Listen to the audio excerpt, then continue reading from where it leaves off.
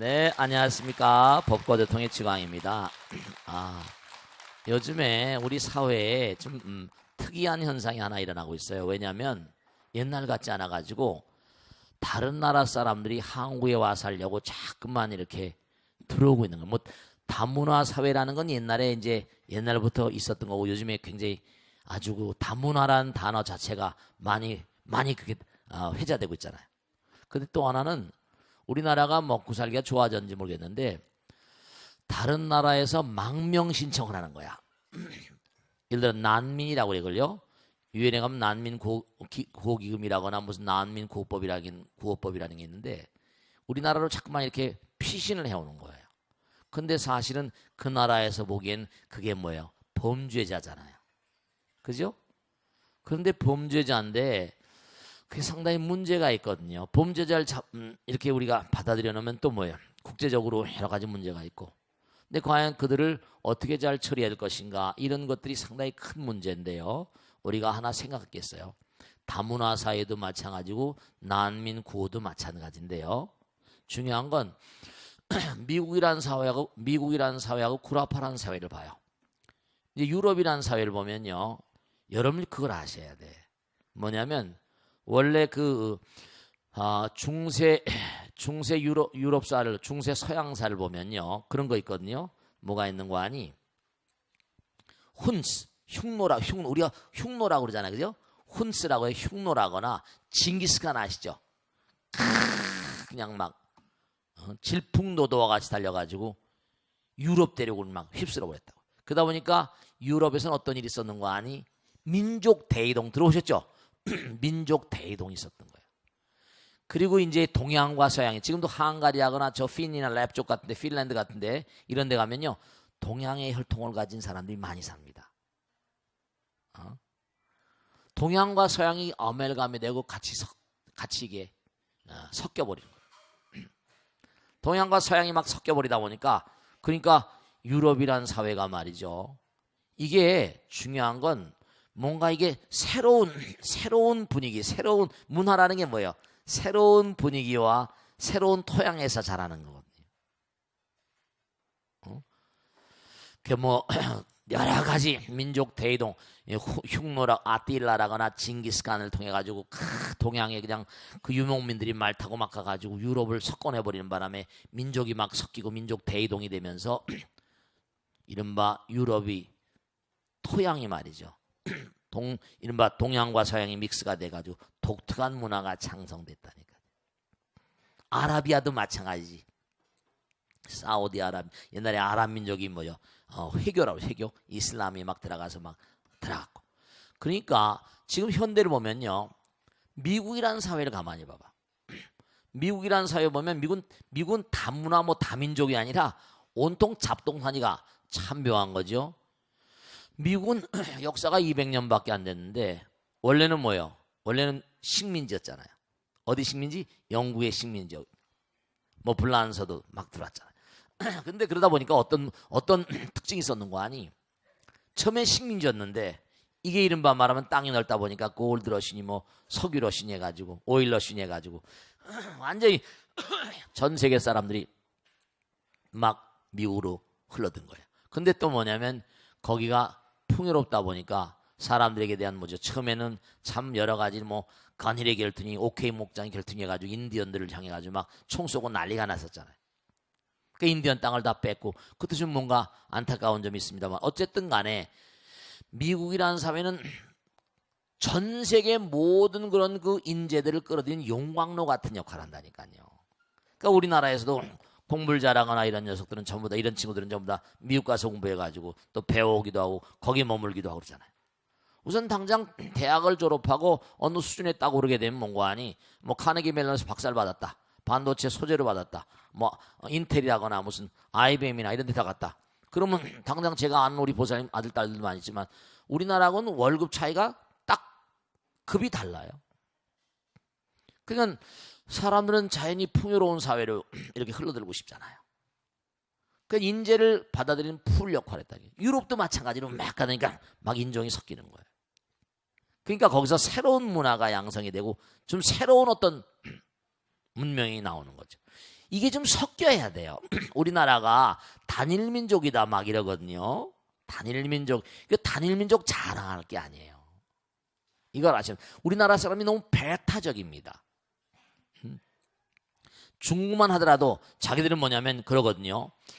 중국만 하더라도 뭐냐면 중화 그래가지고 북쪽, 북에는 오랑캐, 남만, 서용, 동이. 우리나라는 동이야. 동이 국가입니다. 동쪽에 있는 오랑캐란 뜻입니다. 자기들이 중화센터란 말이에요. 근데 항상 뭐냐면 중국이라는 사회도 중국의 역사를 보면은 계속 외적의 침입입니다. 뭐 많이 썼잖아요. 춘추 전국시대에서부터 당, 송, 원, 명, 청 가운데 원나라, 청나라 다 전부 다 뭐죠? 전부 다 다른 나라, 다른 민족들이 저 기원흉이나 말갈이나 막 여진족 해가지고 그냥 뭐 누르하친 해가지고 막 휩쓸고 들어가가지고 중국 문화를 그때마다 한 번씩 완전히 터닝을 시켰다니까. 그러니까 중국이 대국이 돼버린 거예요. 이게 뭔가 자꾸만 녹아요. 우리나라도 이제 뭔가 하니 가만히 봐요. 미국 같은 데도 오바마라는 사람이 흑인과 백인의 혼혈이 돼가지고 저렇게 대통령 하잖아요. 그러니까 우리나라 사람들이 배타적인 마음을 좀 내려놔야 돼요. 다문화 민족이냐 다문화 여러 다문화 가족이라거나 이거 너무 함부로 정말 말이죠. 참 안타까운 거야. 다문화 애들이 나와가지고 텔레비나 이렇게 얘기하다 보면 너무나 그냥 학교에서도 그렇고 왕따 시키고 막 이거 안 되거든. 이거 좋은 게 아니에요. 가뜩이나 지금 아이를 안 낳으면서 그러니까 외국에서 우리나라로 살겠다고 오는 사람을 배타적으로 볼 것이냐 이건 안 되는 거예요. 이건 안 됩니다. 우리 민족도 세계화해야 되고 왜냐 세계화의 길이 하나의 길이거든요. 어디 가도 뭔가 하니 어울려 살 수 있는 사람 그게 화엄이에요. 어디 가도 뭔가 하니 어울려 살 수 있는 사람. 중국인들은 말이죠 참 인도 뭡니까 유대인들 못지않게 중국인들도 단결력이 참 무섭습니다. 이 사람들은 이른바 말하면 꿀이라 그래. 꿀이 고력인데 꿀이라고 그래서 상하이 이런 뭐 광동 이런 데서 그 부두 노동자들 그냥 막 일당 우리 말하면 일용 노동자지. 고생하는 사람들 전부 다 돈을 조금씩 더 주고선 미국으로 끌고 갑니다. 그래서 사탕수수밭 같은데 뜻이요. 그 다음에 조지 워싱턴 브리지하고 태판 이른바 말하면 우리 뭡니까 포트라고 그러지. 포트에서부터 건너간 다리가 있는데 그걸 중국인이 놔줬습니다. 중국인들이 와가지고 꼬리들이 와가지고 근데 허드슨강 아시죠? 저 에팔레치아서부터 그 대서양으로 곧바로 들어가기 때문에 물살이 셉니다. 근데 그거 다리가 전부 다 철다리인데 그걸 막 만들다가 떨어지면 그냥 바다에 쓸려 죽는 겁니다. 하도 많이 죽어서 완전히 모래사장인 그 땅을 하도 불쌍하니까 뉴욕주에서 중국인한테 그냥 줬습니다. 여기서 살라고. 그거를 이 사람들이 차이나타운으로 만든 거예요. 대단합니다. 제가 왜 이 말씀을 하니 한국 사람들이 미국 가 살면요 우리 한국 사람끼리 싸우기 바쁩니다. 참 한국 사람이 이게 단결을 잘 못해요. 다른 사람을 포용할 수 있는 외국 난민이 오거나 다문화거나 그저 사색 당파를 해서 그런지 왜 그런지 우린 정말로 외국인들이 오더라도 다문화 가정이라 하더라도 5개 맞아드려야 돼요. 어멜감이 돼야 됩니다. 다른 문화들이 들어오면서 새로운 문화가 형성되는 거예요. 새로운 이데아가 생기고 새로운 문화가 나오는 거예요. 미국 문화가 그래서 생기는 거고 유럽이 그렇게 생기는 겁니다. 중국 문화, 찬연한 문화들이 다 그렇잖아요. 그러니까 우리가 난민이라거나 물론 범죄자들을 뭔가 맞아들이고 하는 것도 그것도 문제가 있을지 모르겠지만은 면밀하게 잘 판단해서 우리 국민들이 비교적 뭔가 아니요 배타성이 강해요. 배타성이 강합니다. 제가 봐도. 그리고 우리 국민들조차가도 서로가 서로를 몽고하니 사랑하는 마음이 너무 약해요. 다른 나라에서 죄를 짓고 왔다. 항상 이 죄와 벌이라는 거, 죄와 악이라는 거 여러분 항상 이게 문제가 되는 게 저도 말씀이죠. 운동권을 해봐서 분명히 아는 게 있는데 하나. 지금은 세월이 흘러가지고 그 당시만 하더라도 수배를 당해가지고 매일 도망다녔잖아요. 산중도 도망다녔잖아요. 그때 나는 죄인이었었어요. 잡히면 영창 가고 내 동료들이 수도 없이 영창 다니고 그땐 죄인이라고. 근데 지났잖아요. 지나고 나니까 이제 그들이 죄인이 됐잖아요. 그래 안 그래요? 죄와 악과 죄와 벌 같은 건 도는 거예요. 나는 양심에 따라서 움직였거든. 내 양심에 따라. 이건 안 되는 거다. 정통성이 없는 무슨 정권이 되는 거냐. 총칼 들고 일어나면 다냐. 멋대로 신문 검열하고 말이야. 안 된다 이거는. 그래서 젊은 나이에 혈기방장해서 뛰어다니고 막 이랬습니다마는 그땐 날 보러 범죄자라고 그러고 수배가 되고 또 일겨맞고 운동권이라고 그러고. 그러니까 중요한 건 뭐냐면 다른 나라에서 무슨 뭐 그저 죄를 짓고 도망왔다. 그런 사람을 무조건 다 무슨 뭐 여러 가지 국제법도 있고 막 하겠지만 여러분 마찬가지예요.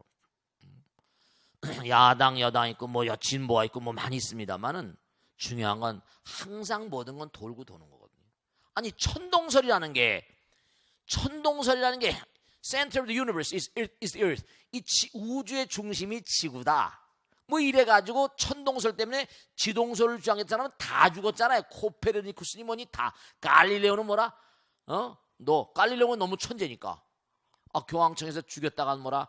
이거 인재가 너무 아까우니까 너 번복하면 살려준다고 그래가지고 번복을 했잖아요. 그 진짜인지 거짓말인지 나오면서 뭐라? 그래도 지구는 뭐라? 도는데 그랬다는 거 아니에요. 저희 살고 싶으니까 죽고 싶진 않잖아요. 이 우주엔 말이죠. 중요한 게 하나 있는데 우리 불교에서는 그러잖아요. 하나의 세계 들어가면 선도 악도 없다고 그랬잖아요. 그래 안 그래요? 상대성의 세계나 선과 악이 있는 거예요. 나에겐 선이지만 남에게 악일 수가 있어 없어요? 얼마든지 악이죠. 남에게 선인데 뭐라? 나에게 악일 수가 있다 없어요? 예를 들어 축구 월드컵을 하는데 우리나라하고 뭐 어디하고 뭐 벨기에하고 싸웠다. 우리나라가 이기면 좋고 저기 지면지. 이게 좋고 좋은 게 막 이게 돌고 돈다니까. 그러니까 참 우리가 삶을 도모하는데 꼭 중요한 게 있는데 무슨 뭐 단일 민족 뭐 다 중요하지만 이제 이 시대 자체가 열린 마음을 가지고 open minded, not closed. 이 닫힌 마음이 아니라 열린 마음으로 자꾸만 나가야지만 우리나라가 세계화될 수 있습니다. 우리가 삶을 살아가면서 언제 어느 곳이라도 주변에 여러분 말씀이죠. 뭐 다문화 가정이니 뭐니 이렇게 있으면 어떤 외국의 난민들이 들어오면 지금 어떻게 보면 지금 우리나라에 흘러들어온 사람은 전부 다 어려운 나라에서 들어온 사람들이. 어려운 나라에서. 이게 뭔가 멜다스의 인구론에 나오지만 이게 항상 뭐예요? 흘러들어오잖아, 그지? 넓은 데로 흘러들어오게 돼 있거든. 미국으로 다 흘러가더라고. 또 미국으로. 요즘 미국에서 거꾸로 오긴 하죠. 미국 경제가 점점 나빠지니까. 유럽도 마찬가지입니다. 유럽도 계속해서. 그러니까 유럽으로 제일 많이 흘러들어가는 그런 스타일이 뭐냐면 이제 터키나 이쪽에서 막 흘러들어가죠. 왜냐면 이른바 독일도 인구가 모자라거든. 너무 많이 흘러들어온 거야. 근데 독일은 또 뭔가 하니 특유의 어떤 그런 그 작전을 써가지고 그래요. 우리나라도 참 그러니까 안타까운 게 있는데 진짜 안타까운 게 있는데요. 우리가 부처님 말씀대로 산다면 정말로요. 부처님 말씀대로 산다면 부처님은 하나의 길 아니에요. 다 사서법처럼 받아들이고 포용하고. 그래서 정말로 생각해 보세요. 뭐냐면은 예를 들어서 우리나라가 정말 옛날에 탁월을 한 사람이 동방에 빛나는 벽 언젠가 찬연히 빛날 것이다. 그렇게 시했었지만 이 조그만 나라가 말이죠. 남북으로 갈려가지고 여러분들이 이데아를 뭔가 단단히 세우셔야 돼. 그래 아들 딸들이 그런 이데아를 가질 텐데 앞으로 이제 정말로 예측하기 어렵지 않은 게 어떻게 될지 모르겠지만 어쨌든 남북은 말이죠. 합쳐야 되잖아. 그럼 여기 와 있는 가장 안타까운 게 다문화 민족도 문제지만 탈북자들. 제가 탈북자들하고 얘기를 해본 적이 있었는데 탈북자들도 참 큰 문제입니다. 그 사람들은 대한민국 이 배달결이라고 생각해서 여기가 뭐라 정말 낙원인 줄 알고 왔는데 극락인 줄 알고 왔는데 너무너무 힘들고 어렵다는 거죠. 우리는 왜 그 사람들조차도 잘 포용하지 못하는가? 우리도 힘들긴 하지만 그러니까 결국은 뭐냐면 어떤 나라가 복받는가? 네, 정말로 중요한 건 말씀드려. 땅, the earth is the eternal mother. 이른바 펄벅의 대제 나오잖아요. 땅은 모든 걸 다 받아들인다. 땅은 뭐죠? 그 위에 뱀이 굴러다녀도 뭐라? 아무 말도 안 해. 똥덩어리가 굴러다녀도 아무 말도 안 합니다. 다 녹여가지고 뭐죠? 땅으로 키우는 거예요. 아름다운 토양으로. 바다도 뭐죠? 다 받아들입니다. 제가 지난번에 강보에 갔다 오는데 잠수교 저 반포 온데 잠수교 있죠? 그 밑으로 이렇게 지나오게 됐는데요. 차가 꽉 밀렸어. 움직이질 않아. 아 이거 답답한데 그 할 수 없이 바깥에 창으로 뭘 볼 수밖에. 다리 위에 있으니까 뭐죠? 한강을 볼 수밖에. 근데 한강을 보고 있는데 누가 위에서 뭘 떨어뜨렸나 봐. 뭐 떨어졌어. 근데 풍덩하더라고요. 뭔가 봤는데 내가 알 수가 있나. 떨어지면서 풍덩했는데 금방 조용해지는 거예요. 여러분죠? 마음에 너른 바다를 가지시고 너른 대지를 가지세요. 제가 그때 느낀 게 이게 화엄에 나온 대하심 대심이구나. 흘러가는 강물이다 보니까 뭐가 떨어져도 풍덩은 하지 잠깐은 뭐죠? 풍덩한단 말이에요. 그러나 이내 뭐죠? 그 강의 힘이 포용력이 다 흡수해버리잖아요. 그걸 대하심이라고 그래. 큰 강과 같은 마음. 대심, 큰 바다와도 같은 마음. 큰 강과 바다. 그러니까 중화민족, 중국 사람은 뭐죠? 그래, 청나라가 뭐 몽고족이 원나라가 와서 중국을 지배하고 청나라가 지배, 뭐 여진족, 말갈족이 지배하든 뭐하든 다 우리 여기 와서 녹는다. 중화에 와서 녹는다. 이런 주장이었거든요. 중국에서 다 녹는다. 그러니까 중국 문화가 어쨌든 간에 찬연하잖아. 그러니까 우리가 이 대한민국 배달결례가 찬연한 앞날을 위해서는 많은 사람, 여기서 저기서 온 사람들을, 그죠? 먼 데서 온 사람들이니까 비교적 뭐죠? 뭔가 손님을 접하는 마음이라고 볼까? 뭐라 그럴까? 거기 또 난민이니까 무슨 뭐 여러 가지 죄를 짓고 온 사람들은 잘 분별해가지고 그래서 많은 사람들을 우리가 잘 받아들일 때 우리나라가 융성할 수 있습니다. 인근 조그만데 땅바닥도 조그만 나라에서 점점 살기 힘들고 그러니까 꼭 하나 명심하실게. 여기 본바닥에 사는 우리 대한민국 국민들은 그동안에 굉장히 가난했었거든요. 전 전쟁통을 잘 든 사람이니까 50년대 60년대 정말 가난했거든요. 콩나물죽 시래기죽 꽁보리밥. 그러니까 지금도 뭔가 하니 길거리 가다 꽁보리밥 주잖아. 누가 꽁보리밥 먹어요? 근데도 옛날 향수 때문에 Divine Nostalgia 알 수 없는 향수 때문에 그걸 먹는다고요. 저도 먹어본 적 있습니다. 뭐 들어가니까 뭐냐면 호박잎, 된장, 호박잎에다 꽁보리밥 싸가지고 옛날에 먹던 기억이 나는데 그걸 맛있게 잡수시더라고요. 저도 맛있게 먹었습니다. 옛날 기억이 나지. 근데 우리가 그 단계를 딛고 이제는 먹고 살만하니까 이제는 자꾸만 틱틱대는 거야. 자기 개구리가 뭐라? 올챙이적 생각을 못하지. 그들도 다 포용해가지고 우리나라 사람 만나면 옛날에 청산별곡 고려시대 때 있잖아요. 고려시대 때 청산별곡 같은 거 뭐 회해아비. 그 당시에 아랍 사람들이 우리나라에 많이 들어왔었나 봐. 고려시대 때. 그럴 수밖에 없겠지. 왜냐하면 원나라니까. 원나라가 대국이거든. 징기스칸의 대국이니까. 막 마르코폴로지 마르코폴로. 마르코폴로 아시죠? 동방견문록 아시죠? 그 당시 아랍 사람들도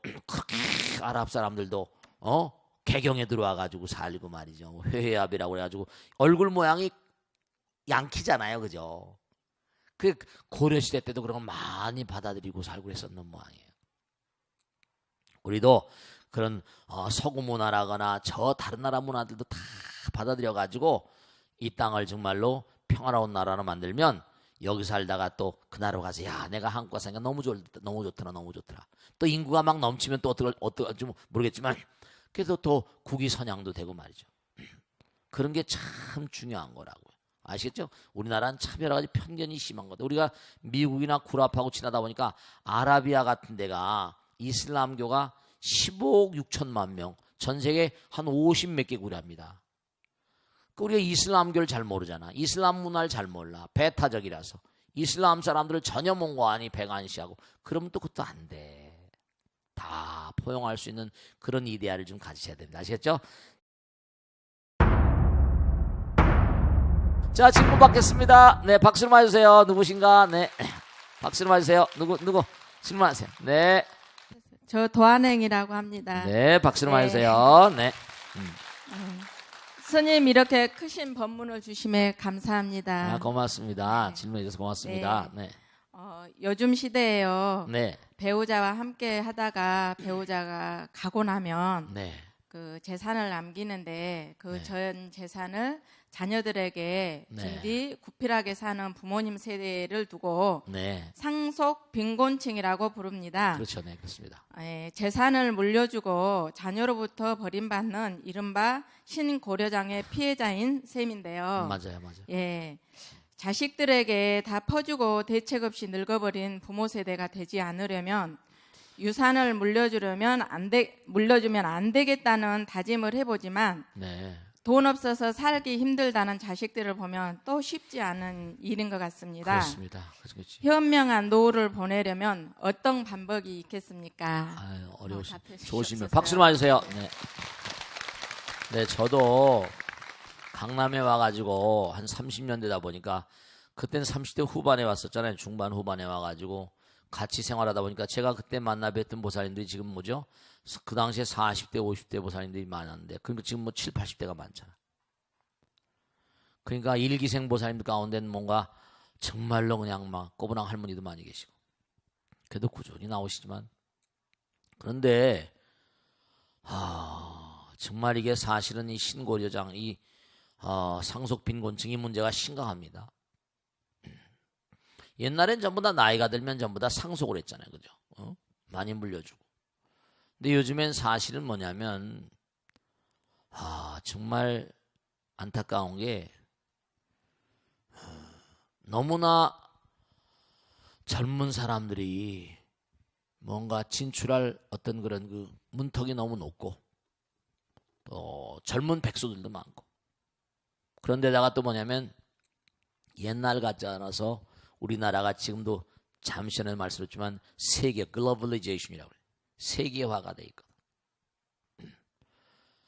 전 세계와 경쟁을 하다 보니까 사람들이 우리나라가 아까도 다른 나라에서 들어온 얘기했지만 우리나라가 말이죠.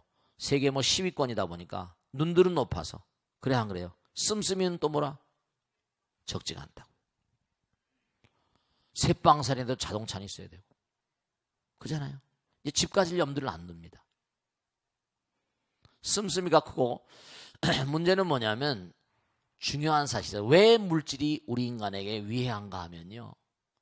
우리가 일본이란 나라가 지금 몇십 년 동안 아베가 들어와가 지금 난리치고 한 거 하지만 일본이란 나라가 침체기 경제가 굉장히 다운됐었습니다. 근데도 일본이 껐떡없이 버티거든요. 왜냐? 이유가 하나 있어요. 제가 어렸을 때 청파동에 살았는데 일본의 동경이나 오사카나 교토 같은 데 가보면요. 전 깜짝 놀란 게 있는데 청파동에 가면 지금 그런 집들은 별로 없을지 모르겠어요. 전부 다 새로 막 지어가지고 뭐 다가구 주택, 다세대 주택 이런 걸 다 지어놓고 있습니다만 옛날에 적산 가옥이라고 그래가지고 일제시대 때 일본 사람들이 살던 집들이 많이 있었어요. 동경의 뒷골목 가보세요. 교토나 오사카 뒷골목 가보세요. 옛날 일제시대 집들이 그대로입니다. 걔네는 사치를 몰라요. 일본 친구들은요.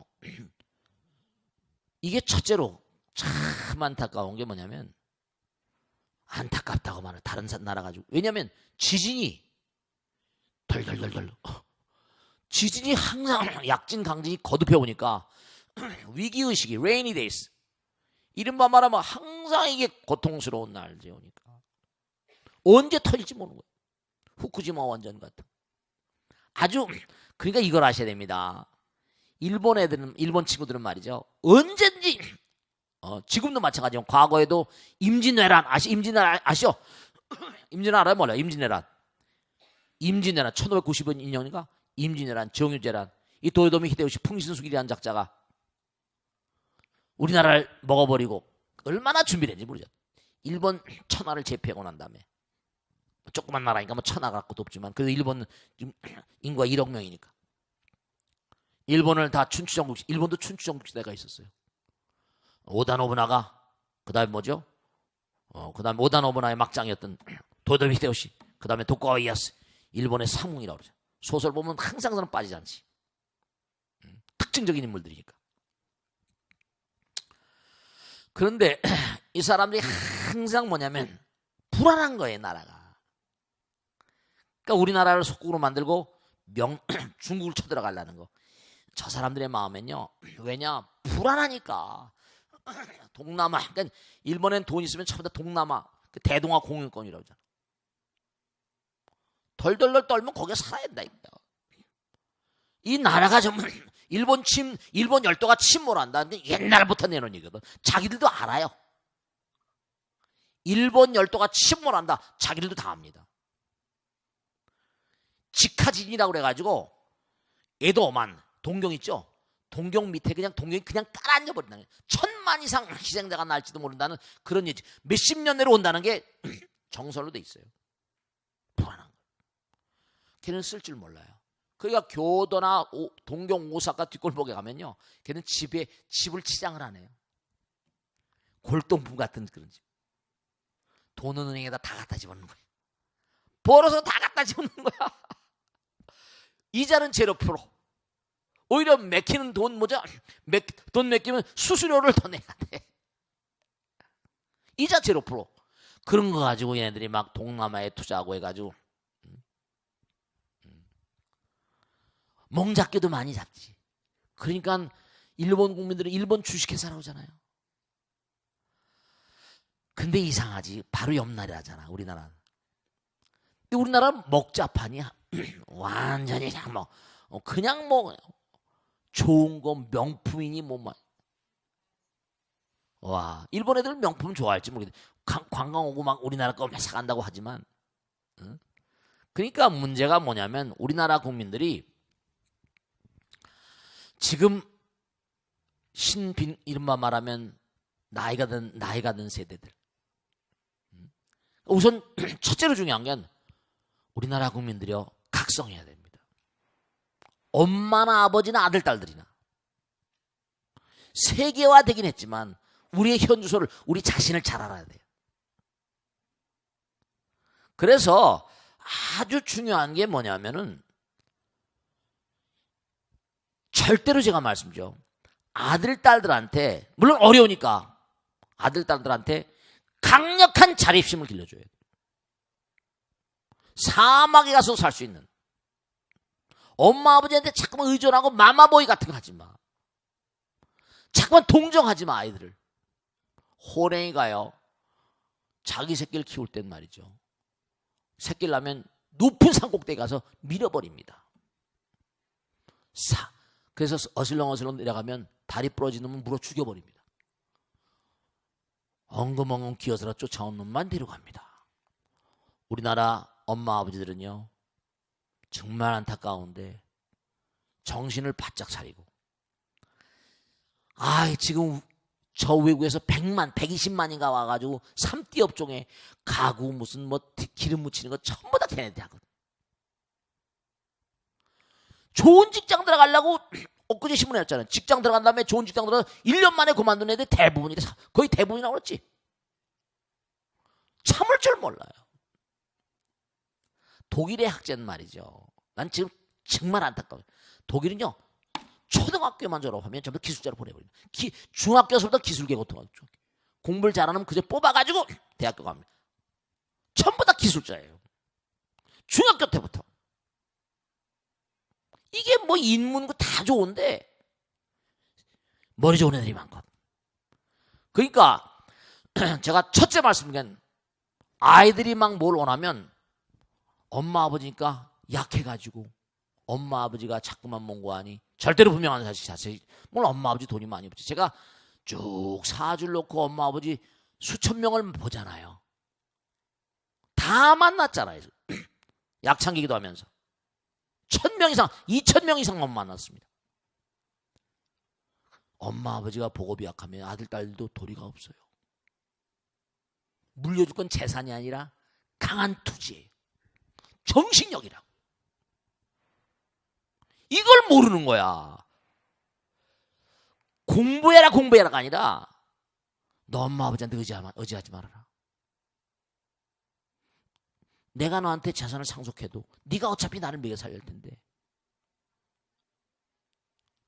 근데 엄마 아버지가 다 너한테 물렸다. 네가 잘못하면 우리 가정 결단 나버린다. 강인하게 네가 한번 뛰어봐라. 여러분죠. 참 묘한 것은 노름을 하더라도요. 미천이 커야지 노름판에서 잡습니다.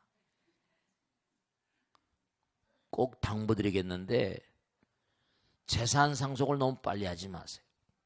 두 번째로 정말 중요한 거는 정말 신고려장입니다. 요즘에 엄마 아버지들이요 자기 어려운 시절만 지나와가지고 아이들에게 도덕과 윤리와 자식들의 부모와 자식의 근본적 윤리를 제대로 잘 제시하지 못했습니다. 공부해라 그저 공부밖에 몰랐는데 우리나라는 지금 상당히 문제가 많습니다. 제가 여러 나라 돌아다니면서 이런 얘기 저런 얘기 듣고 보면 도덕적으로 너무나 해이된 부분이 너무나 많습니다. 그런 것들이 진도 앞에서 저게 무슨 어떤 특정한 어떤 문제가 아니라 우리나라 전체 문제예요. 다 놓고 봐야 됩니다. 여러분 자신들이 도덕성으로 무장해야 됩니다. 윤리적으로 부처님 말씀대로 바른 정도로 가고 그래야지 아이들이 여러분이 자꾸만 바르지 못하게 사니까 허점을 보이니까 아들, 딸들이 허점투성 인간이 되는 겁니다. 여러분들 분명히 말씀드렸는데 아이들에게 정말로 중요한 게 있습니다. 나라 정책도 마찬가지입니다. 그 지역사회가 제대로 일을 해나갈 것인가 해서 수용자보단 반, 나라에서 도움 주는 거 반 그렇습니다. 옛날 새마을 정신도 마찬가지고 자조 자립모의 어쩌고저쩌고 오래됐지만 그러니까 아이들한테 일방통행으로 엄마 아버지의 사랑을 마구잡이 퍼부어가지고 절대로 그 아이들이 크지 못합니다. 그러니까 강인한 정신력과 투지력을 심어주고 그런 것이 오히려 더 큰 재산이야. 가서 아무 허드렛 일이라 해라. 그런 가운데서 뭔가 그게 재산이 되는 거지 마음은 모든 일의 근본이거든요. 돈을 아무리 저는 그런 걸 하도 많이 봤어요. 아버지가 엄청나게 부동산을 많이 물려주고 진짜 그런 일 100만 얘기를 한도 끝도 없어. 아들 녀석이 반도체 공장하다 아버지 그 부동산을 전부 다 그냥 담보로 해가지고 정말로 말이죠. 다 날려버린 걸 한두 번 와서 뭐 저한테 상의하는 게 한두 가지 아니니까 꼭 당부드리는데 운영 능력이 약한 친구한테 제대로 잘 모르는 친구한테 아들 딸들한테 물려줘가지고 돈 물려줘가지고 망한 사람이 한둘이 아닙니다. 명심하시고 현명한 노후를 보내는 방법은 우선 자기가 자기 대책을 잘 세우고 아들을 면밀히 관찰하면서 강인한 정신력을 심어주고 투지를 심어주는 것 그건 먼저 하고 난 다음에 그 다음에 얘기를 또 해야 됩니다. 아시겠죠? 자, 그 다음 질문 받겠습니다. 네. 마이크 드리세요. 네. 스님, 인생은 60포트라고 합니다. 그렇죠. 네. 지금까지는 남편의 그늘 아래서 호요식하고 살았는데요. 네. 요 근래 들어서 이대로 집안에만 더 머무르게는 남은 인생이 좀 아깝다는 생각이 들어요. 네. 그래서 예전부터 꿈으로만 치부했던 기농을 해보려고 하는데요. 네.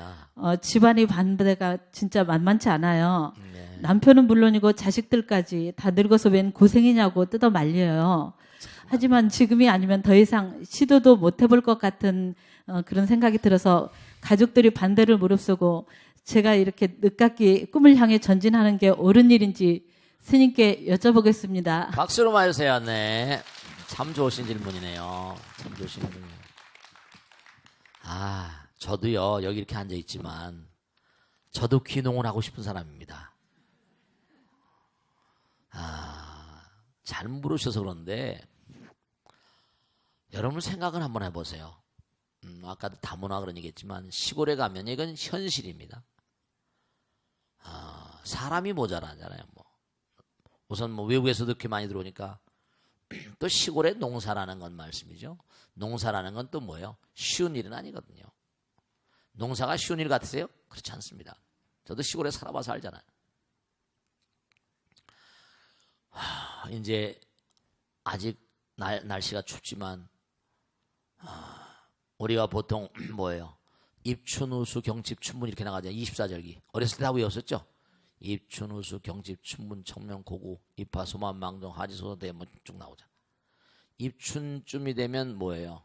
벽시 고르기 시작하고 큰 다라이 지금도 뻘건 다라이가 그 플라스틱 비슷한 걸로 된 거 뻘건 다라이에다가 전부 다 벽시를 넣어가지고 뜨는 건 다 치워버리고 소금물에다가 그 무판을 만드는 준비합니다. 그것부터 시작해가지고 1년 농사가 쉬운 일이 아니에요. 그러니까 농사가 힘들다 보니까 전부 다 어디로 가요? 서울로 도심으로 다 빠지잖아요. 그래서 지금 시골은 공동 상태라잖아. 할머니 할아버지들 외에는 별로 없다잖아요. 그래 안 그래요? 논밭이 노는 데가 많아요. 근데 귀농이라는 게 그게 100% 다 성공하냐면 그게 아닌 것이 그냥 낭만적인 생각으로 해서는 안 돼. 그게 이제 뭔가 생각을 많이 해야 되는데 노는 땅은 엄청나게 많이 있다고 제가 얘기 들었어요. 그런데 중요한 것은 뭐냐면 우리가 짱자크 루소의 에밀인가 거기 보면 나오는데 그 사람이 스위스 제네바서부터인가 어디 그렇게 걸었어요. 그 쭉 걷다 보니까 너무 자연이 아름다워. Return to nature. 자연으로 돌아가라. 이 유명한 얘기죠, 그죠? 자연으로 돌아가라.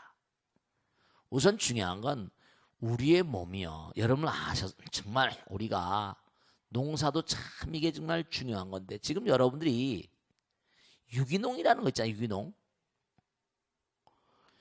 유기농이라는 것도 또 뭐 말만 유기농이지 그게 뭐 진짜 유기농이냐 별의별 얘기가 많습니다. 유기농도 등급이 많지 또.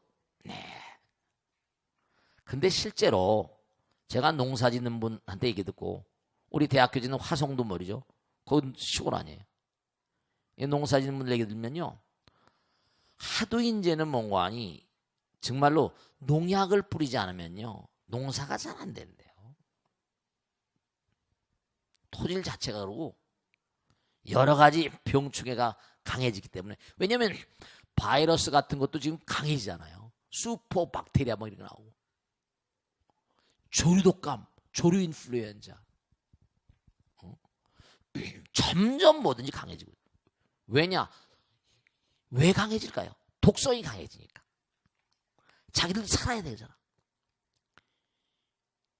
이게 문제가요. 점점 우리의 마음도 독해지고 그러니까 뭐냐면 바이러스 박테리아도 우리 몸속에 여러분 몸이 만일에 60kg, 50kg라면 50kg 가운데 10%는 뭐죠? 10%는 병균이고 박테리아예요. 우리가 지금 공존 공생하는 겁니다. 그 야쿠르트균과 야쿠르트균 뭐 유산균 발효유, 유산균 발효유 그러잖아요. 유산균이 몸에 좋다는 거 아니에요. 대장균도 있고 우리 몸은 균들의 목장이에요. 그들이 우리 몸에 뭔가 일정한 역할을 해주면서 같이 살거든요. 근데 이놈이 뒤집어지면 병이 나죠. 또 이게 왜냐? 균이 꼭 필요해요. 죽으면 삭혀야 되거든. 죽으면 이걸 다 분해시켜야 되잖아. 지금은 우리가 먹는 음식을 논아 먹고 있지만 만일에 더 이상 영양분이 안 들어오면 전부 다 분해해야 됩니다. 살을 다 먹어버립니다. 아유 여러분 저 박테리아가 분해할 때 나온 썩는 냄새는 말도 못합니다. 이 시체 썩는 냄새. 그러니까 정말로 우리가 꼭 생각해야 되는 게 뭐냐면 우리가 몸과 마음에 독이 너무나 많아요. 이 세상에 독이 너무나 많아요. 자연으로 좀 돌아간 사람이 많아야 돼. 우리 보살님은 아들 녀석이 농과대학을 나왔는데 자기는 여기 살고 싶은데 자꾸만 농과하니 자기는 농과대학 나와서 그거 해보고 싶다 그래가지고 횡성인가 홍성에 가가지고 뭘 농장을 해가지고 하는데 즐거운 마음으로 해. 즐거운 마음으로. 그 친구보다 더 먼저 친구 또 하나 뭐냐면 기가 막힌 거지. 정말 산간벽제다. 그 친구도 농과대학 나왔어. 농생명대학인가.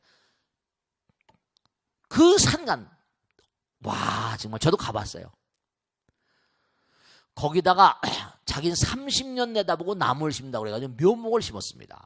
와 놀랄 노자야. 그걸 심어가지고 심어서 완전히 그게 어마어마한 재산이더라고요.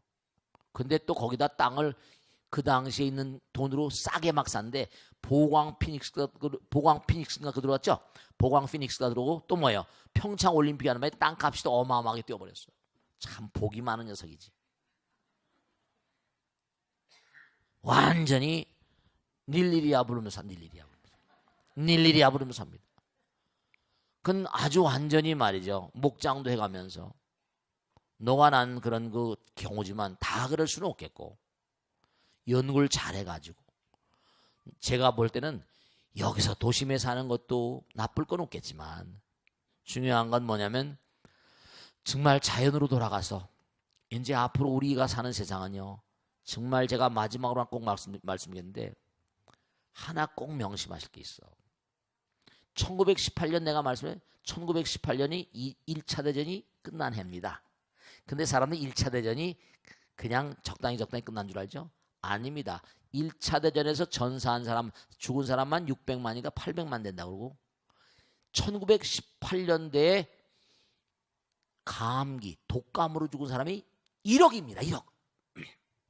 전사자들은 명단이 나와도 독감으로 죽은 사람은 명단이 안 나와요. 독감으로 그 당시 1차 대전 그 무렵에 뭐 있는 거 아니? 우드로 윌슨이라는 사람이 내가 얘기했잖아요. 우드로 윌슨이라는 사람이 전쟁을 중지한다고 했다 독감으로 걸려 죽어버렸습니다. 그래서 강화회의가 잘못돼가지고 다시 독일이 배상을 물리고 한 바람에 2차 대전이 나게 된 건데 1억 명이 죽었습니다. 근데 이 독감 말이죠. 바이러스가 계속 진화하는데 40년인데 50년 주기로 중요한 겁니다. 1958년 60년대에 전 세계적으로 몇 천만 명이 또 죽었습니다. 지금 전 세계가 조류독감이니 뭐 이런 여러 가지 무슨 뭐 AI 바이러스니 이런 거 가지고 굉장히 이른바 말하면 비상 굉장히 우리나라도 하는 게 뭐냐면 이런 바이러스를 한번 창궐해 버리면 손 쓸 수가 없습니다.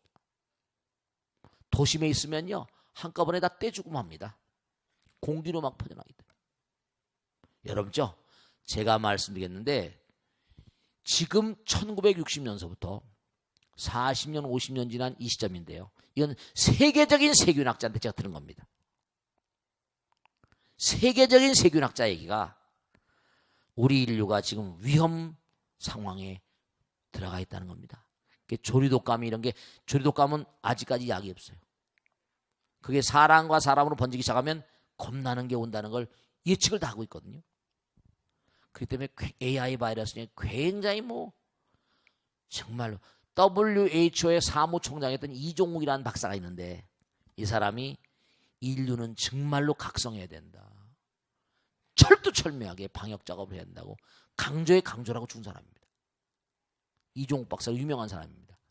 그러니까 지금이 40년, 50년대인데 전쟁이 문제가 아니라 이게 또 엄청난 무슨 바이러스에 의해서 문제가 생길지 모르는 상황이 올지 모르니까 모르죠. 부처님 뜻이니까. 그러니까 자연으로 돌아가서 정말로 말이죠. 푸른 공기를 마시고 푸른 하늘을 바라보면서 저도 사실 이렇게 매여 살지만 저는 부처님께 모든 걸 맡기고 산 사람이니까 도리가 없지만 그래서 가능하면 정말로 자연으로 돌아가서 그렇게 살아보는 것도 뭐 절대로 나쁘진 않을 것이고 여러 가지 많은 그런 생각을 해서 괜히 무슨 뭐 사서 고생하냐고 그런 사람들은 정말로 약간 좀 바보스러운 사람, 잘 모르는 사람이라고 제가 말씀드릴 수 있습니다. 아시겠죠? 자, 오늘은 여기서 끝내겠습니다. 대단히 감사합니다. 모두 선물하세요. 고맙습니다. 마치겠습니다. 네, 마치겠습니다.